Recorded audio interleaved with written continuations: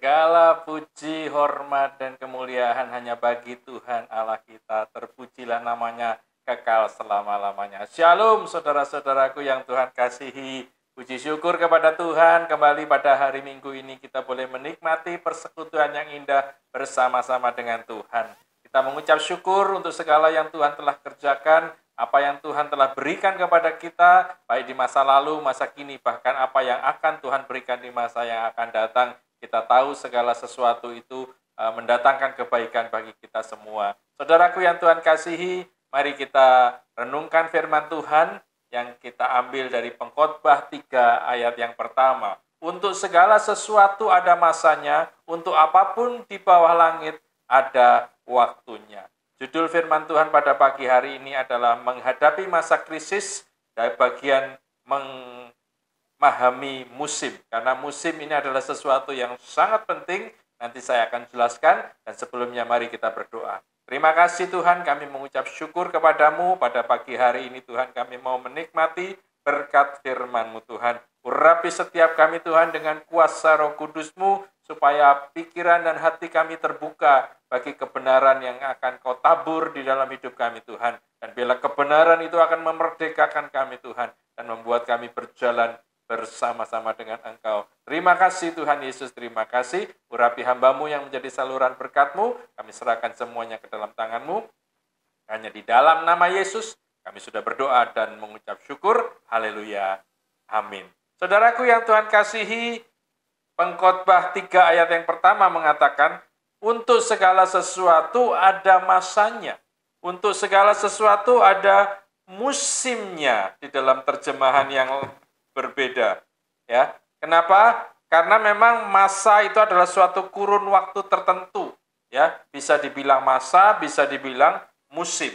Nah, kita perlu mengerti hal ini, saudaraku, karena untuk segala sesuatu ada masanya. Untuk segala sesuatu ada musimnya. Nah, kita perlu memahami tentang musim. Yang pertama, saudaraku, kita perlu mengerti bahwa musim selalu berganti. Bagi kita yang hidup di daerah tropis, kita hanya punya 2 musim, musim kemarau dan musim hujan. Ya, tetapi di daerah subtropis mereka mengenal 4 musim. Musim semi, musim panas, musim gugur, dan musim dingin. Ya, entah kenapa saudaraku yang Tuhan kasihi, ada beberapa orang menganalisa ya, kenapa negara-negara yang hidup di daerah subtropis itu justru lebih makmur hidupnya dibandingkan dengan negara tropis. Padahal kan negara tropis ini terkenal negara yang sangat kaya. Ya, bahkan ada pemusik yang mengatakan bahwa tongkat dan batu jadi tanaman. Ya, di tanah Nusantara ini begitu subur dan makmur katanya. Ya, tetapi kenapa justru orang yang hidup di daerah subtropis kelihatannya lebih makmur? Ya, karena mereka sudah terbiasa dengan pergantian musim yang kadang menyenangkan, tetapi kadang juga menyulitkan. Tetapi di masa-masa musim dingin, mereka menyadari bahwa di musim dingin mereka tidak bisa menanam, mereka tidak bisa panen, mereka tidak bisa mendapatkan makanan yang bisa didapatkan di ladang. Itu sebabnya mereka harus menyimpan. Mereka punya tabungan untuk dipakai pada musim dingin. Dan rupanya itu salah satu sebab kenapa orang-orang di daerah subtropis itu lebih makmur hidupnya. Karena mereka sudah terbiasa untuk berhemat di musim panas dan punya cadangan di musim dingin. Sebaliknya orang di Indonesia mungkin karena terlalu mudah untuk mendapatkan segala sesuatu, sehingga kadang-kadang lupa untuk menabung. Kadang-kadang lupa bahkan untuk menabur. Ya, sehingga akhirnya ketika masa krisis itu datang, maka tidak ada tabungan yang cukup untuk menghadapi masa krisis. Ya, bagaimanapun juga saudaraku yang Tuhan kasihi, perkara yang pertama kita perlu mengerti bahwa musim selalu berganti. Tidak ada yang permanen di muka bumi ini kecuali Allah dan firman-Nya. Ya, hanya Yesus yang tidak berubah. Ya, Ibrani 13 ayat 8 katakan Yesus Kristus tetap sama, baik kemarin, hari ini, dan sampai selama-lamanya. Yesus Kristus tidak berubah dari dulu, sekarang, dan sampai selama-lamanya. Ya. Seperti ada lagu pujian katakan, Tuhan Yesus tidak berubah. Benar, Tuhan Yesus tidak berubah, tapi kita yang harus berubah. Ya, kita harus belajar melihat masa krisis ini, saudaraku yang Tuhan kasih, bahwa musim selalu berganti. Ada suatu jangka waktu tertentu yang kalau saatnya tiba nanti itu harus berganti dengan musim yang lain. Jangankan musim, saudaraku, ya, benda-benda, barang-barang yang dijual di toko sekarang itu kebanyakan kalau itu makanan, bahkan yang bukan makanan juga, ya, ada expired date-nya, ada tanggal kadaluarsanya, ya, karena ada jangka waktu tertentu makanan atau minuman itu baik untuk dikonsumsi, tetapi selewat masa itu kualitasnya sudah mulai menurun, ya, karena apa? Sudah berganti musim yang lain, ya. Dan saudaraku yang Tuhan kasih, ini perlu kita mengerti dengan baik, saudaraku, karena musim selalu berganti. Ya, sekarang musimnya COVID, ya. Sekarang musimnya harus bekerja di rumah, ya. Apa yang harus kita kerjakan?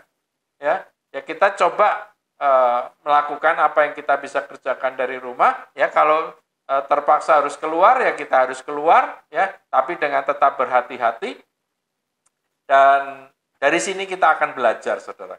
Mungkin dulu nggak pernah berpikir, ya, kalau pengen keluar ya keluar aja. Tapi di masa-masa seperti ini kita jadi mulai belajar, ya, bahwa tidak selamanya itu seperti itu.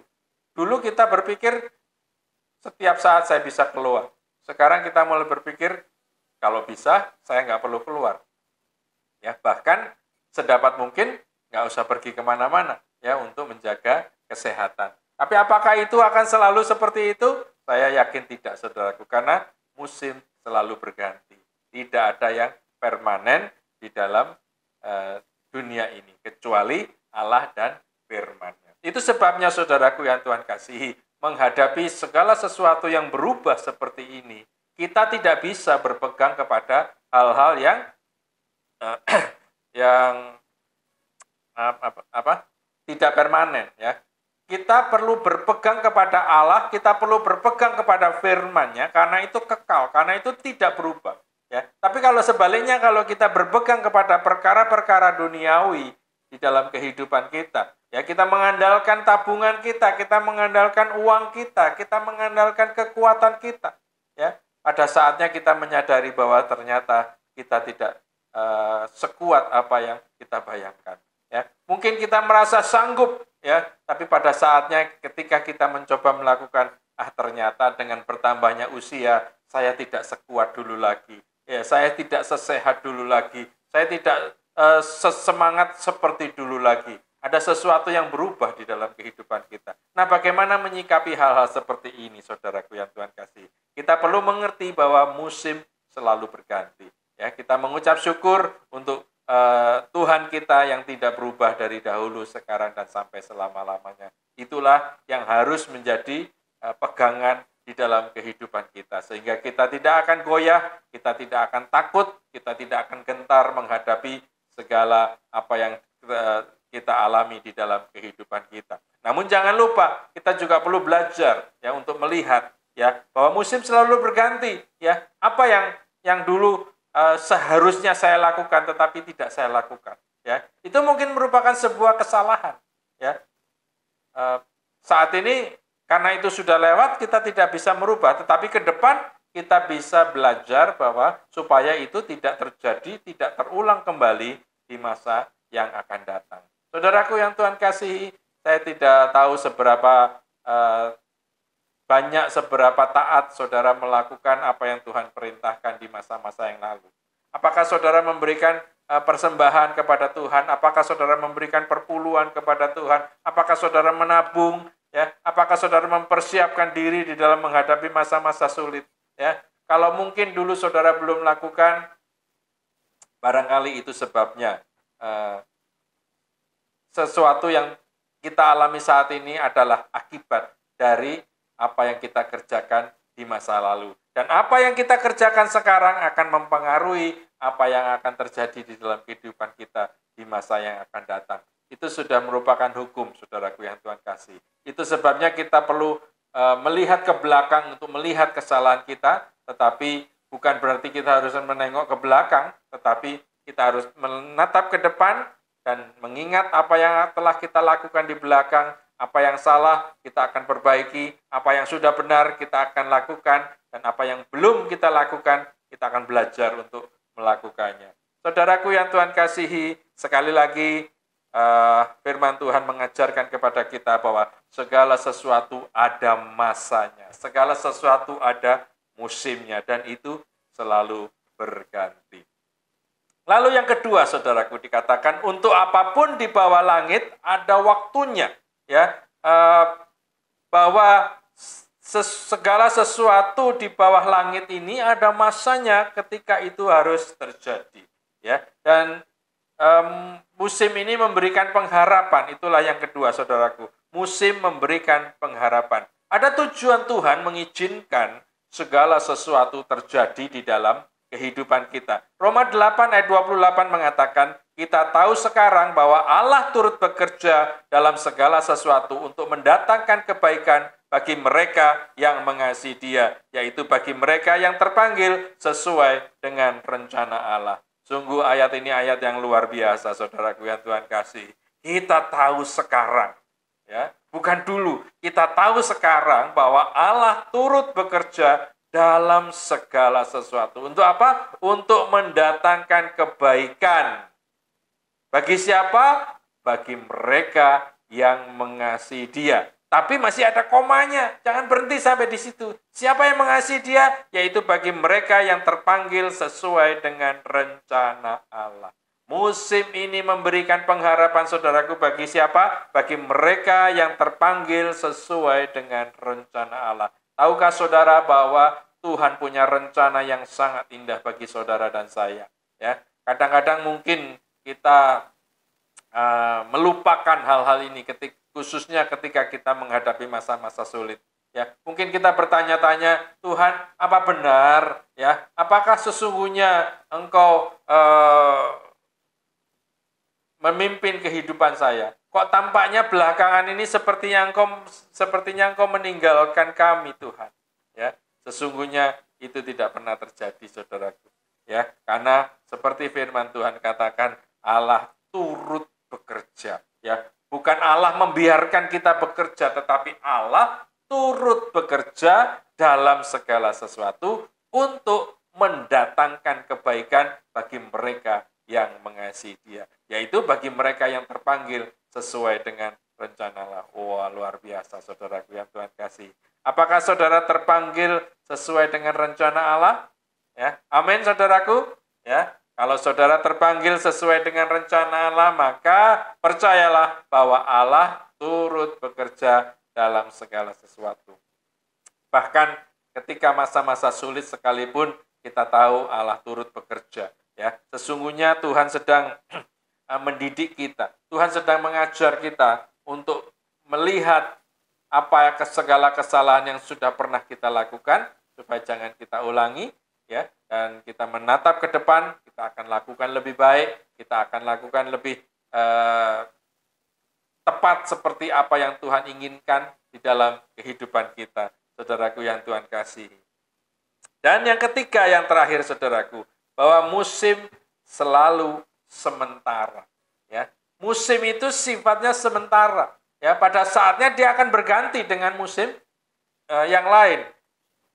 Nah, itu sebabnya, saudaraku, kita perlu belajar sekali lagi bahwa kita perlu mengatasi musim yang sementara ini, ya, dengan hal-hal yang tidak berubah, dengan hal yang kekal. Karena musim itu selalu sementara.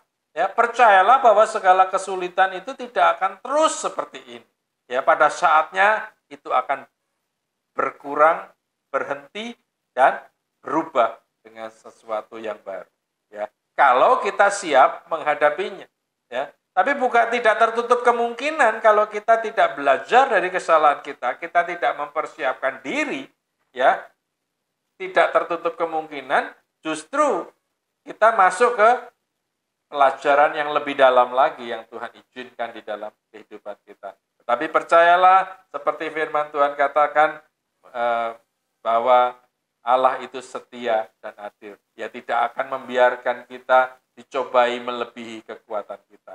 Kita percaya bahwa segala pencobaan yang kita alami di masa-masa ini tidak melebihi kekuatan kita. Dan kita bersyukur kepada Tuhan karena dengan memahami musim ini kita punya pengharapan yang baru.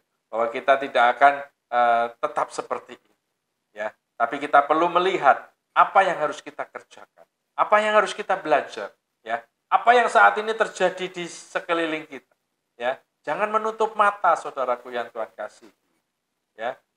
Masa bermain kelereng sudah lewat, ya. Sekarang tidak ada orang yang bermain kelereng, ya. Itu sebabnya kalau seandainya saudara jualan kelereng, ya nggak laku. Kalau zaman saya kecil jualan kelereng laku. Ya, sekarang jualan kelereng nggak laku. Kenapa? Karena sudah bukan masanya lagi orang pemain kelereng. Ya. Dan inilah yang kita ingin belajar, ya, menghadapi masa krisis. Kita perlu memahami musim. Ya, musim selalu berganti, musim memberikan harapan, dan musim sifatnya selalu sementara, tidak akan kekal. Nah, kita harus siap untuk menghadapi musim yang baru. Krisis ini akan segera berlalu, saudaraku yang Tuhan kasih, dan kita akan masuk dalam dimensi yang baru, ya, dimensi yang penuh dengan pengharapan. Ya, kita percaya Pentakosta ketiga itu sudah terjadi, ya, sudah mulai bekerja di tengah-tengah kita, dan akan terus bekerja sampai pada puncaknya nanti kedatangan Tuhan yang kedua kalinya. Mari kita bersyukur kepada Tuhan, karena Tuhan sudah mempersiapkan kita, dan Tuhan izinkan ini semua terjadi sekali lagi untuk mendatangkan kebaikan bagi saudara dan saya. Puji Tuhan, mari kita berdoa. Terima kasih Tuhan, kami mengucap syukur kepadamu Tuhan, karena kasih setiamu yang begitu dahsyat dan luar biasa Tuhan. Kau sudah memberkati kami, Kau sudah menolong kami Tuhan. Lepas dari apakah kami banyak melakukan kesalahan di waktu yang lalu, Engkau tidak pernah mengingat-ingat kami. Sejauh timur dari barat, Engkau menjauhkan segala dosa kami Tuhan. Engkau menyucikan dan menguduskan kami. Tapi kami mau belajar juga dari kesalahan-kesalahan kami di masa yang lalu Tuhan. Supaya kami dapat menghadapi kehidupan di masa depan dengan lebih baik lagi. Kami tidak akan takut dan gentar dengan segala krisis yang terjadi di mana-mana Tuhan. Kami percaya bahwa Engkau Allah yang setia dan adil. Engkau Allah yang berkuasa. Engkau yang tidak berubah dari dahulu, sekarang, bahkan sampai selama-lamanya. Engkau yang tetap setia kepada kami dan menyertai kehidupan kami. Terima kasih Tuhan Yesus, terima kasih. Hanya di dalam nama Yesus kami sudah berdoa dan mengucap syukur. Haleluya. Amin. Saudaraku yang Tuhan kasihi, mari kita persiapkan perjamuan kudus kita di hadapan Tuhan. Kita bersama-sama menikmati tubuh dan darah Yesus.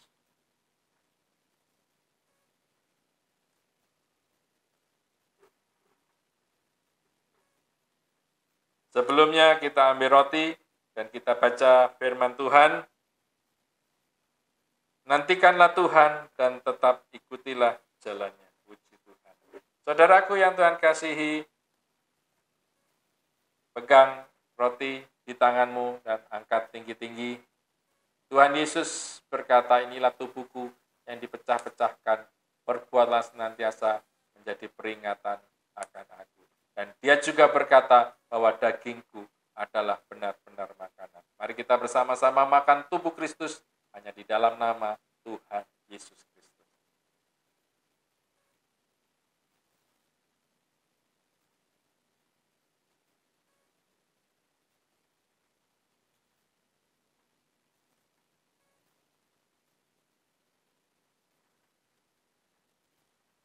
Angkat cawan di tanganmu tinggi-tinggi. Tuhan Yesus juga berkata, inilah cawan perjanjian baru yang dimeteraikan oleh darahku, perbuatlah senantiasa menjadi peringatan akan aku. Dan dia juga berkata bahwa darahku adalah benar-benar minuman. Mari kita bersama-sama minum darah Yesus, hanya di dalam nama Tuhan Yesus Kristus.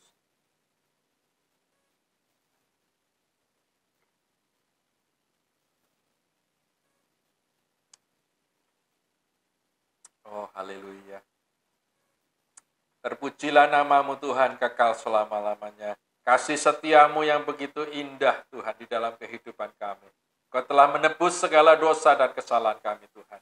Engkau telah menyelamatkan kami Tuhan. Engkau dengan mengorbankan tubuh dan darah-Mu Tuhan. Kami boleh disucikan dan dikuduskan. Kami diampuni segala dosa dan kesalahan kami Tuhan. Terima kasih Tuhan Yesus, terima kasih. Bahkan kami percaya Tuhan dengan bilur-bilur-Mu Tuhan, Engkau sudah menyembuhkan kami. Kami percaya di dalam nama Yesus, segala sakit penyakit yang ada di dalam tubuh umat-Mu Tuhan, dihancurkan di dalam nama Yesus. Ada kekuatan yang baru, ada organ-organ tubuh yang baru yang Kau berikan kepada kami Tuhan. Sehingga kami dapat kuat, kami akan teguh berdiri dan berjalan bersama-sama dengan Engkau. Terima kasih Tuhan Yesus, terima kasih. Kami serahkan kehidupan kami ke dalam tangan-Mu, dan hanya di dalam nama Yesus kami sudah berdoa dan mengucap syukur. Mari saudaraku yang Tuhan kasih, angkat tangan-Mu tinggi-tinggi, arahkan hatimu kepada Tuhan. Terimalah berkat yang dari sorga itu turun atas kita semua. Berkat dari Allah Abraham, Ishak, dan Yakub. Berkat dari Allah Bapa, Putra, dan Roh Kudus di dalam nama Yesus. Menyertai saudara dan saya pada hari ini, bahkan sampai selama-lamanya. Berkat yang dari sorga itu dicurahkan secara utuh sempurna, mencukupi segala kebutuhan kita sesuai dengan kasih setia dan anugerah Tuhan di dalam kehidupan kita. Dan kita serahkan kehidupan kita sepenuhnya ke dalam tangan Tuhan. Terima kasih Tuhan Yesus, terima kasih. Inilah umat-Mu Tuhan yang berdiri di hadapan-Mu Tuhan dan menerima berkat-berkat-Mu Tuhan. Kami serahkan semuanya ke dalam tangan-Mu. Hanya di dalam nama Yesus kami sudah berdoa dan mengucap syukur. Terimalah berkat Tuhan, karena sesungguhnya anugerah Allah Bapa, cinta kasih Yesus Kristus, dan persekutuan di dalam Roh Kudus menyertai kita semua saat ini, bahkan sampai selama-lamanya. Semua yang percaya katakan, amin. Tuhan Yesus memberkati.